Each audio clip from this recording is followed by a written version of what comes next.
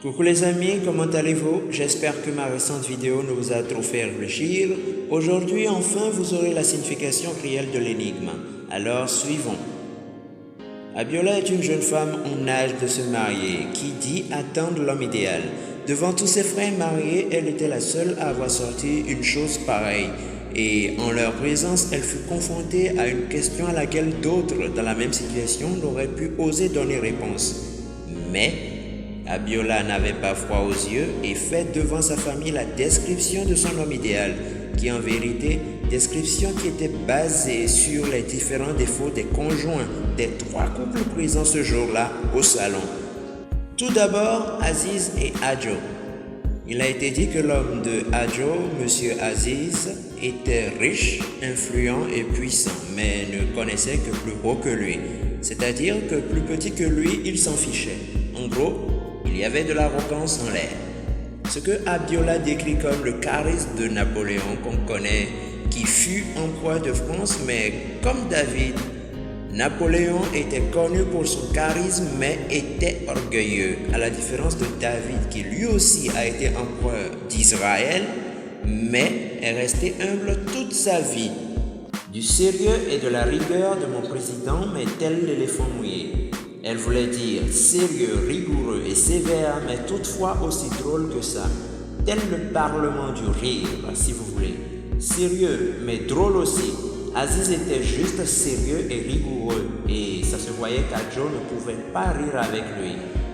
Quant au deuxième couple, celui de Peter et Philomèle, la chanteuse, sachez que Philomèle est le sujet ici.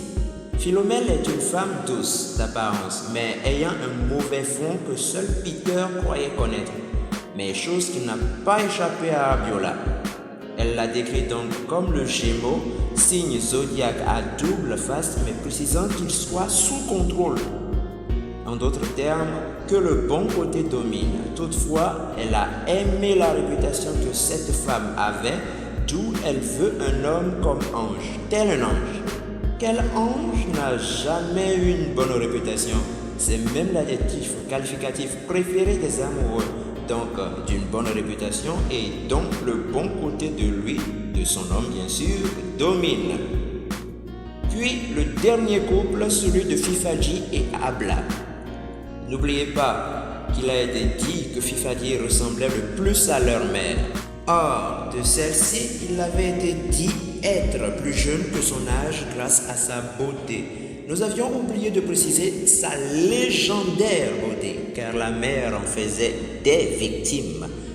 Et ce fut pour lui, Fifadji, que Abiola déclara qu'elle voulait un homme de la beauté reconnue de Cristiano, mais n'étant pas comme Zeus, le dieu de l'adultère et de l'infidélité. Car, en effet, avec sa beauté, Fifadji n'était pas fidèle à sa femme, malgré ce qu'il voulait faire croire. Puis, de la popularité de Macron sans la gifle. Juste pour dire populaire mais craint et respecté de tous.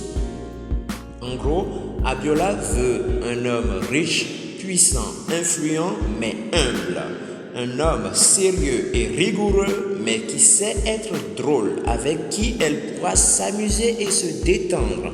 Un homme d'une bonne réputation et dont les qualités dominent les défauts. Un homme beau mais fidèle, puis que ce même homme soit connu pour ce qu'il fait, pour son travail, mais respecté. Voilà, j'espère que ça vous a plu et que la vidéo d'explication n'a pas été trop longue. Merci de continuer de me suivre pour de meilleures productions. Merci pour ceux qui ont donné des réponses, qui ont témoigné de l'effort, de l'affection pour ce que j'ai produit. Et à très bientôt pour une nouvelle production. Merci. C'était Picasso Vignon.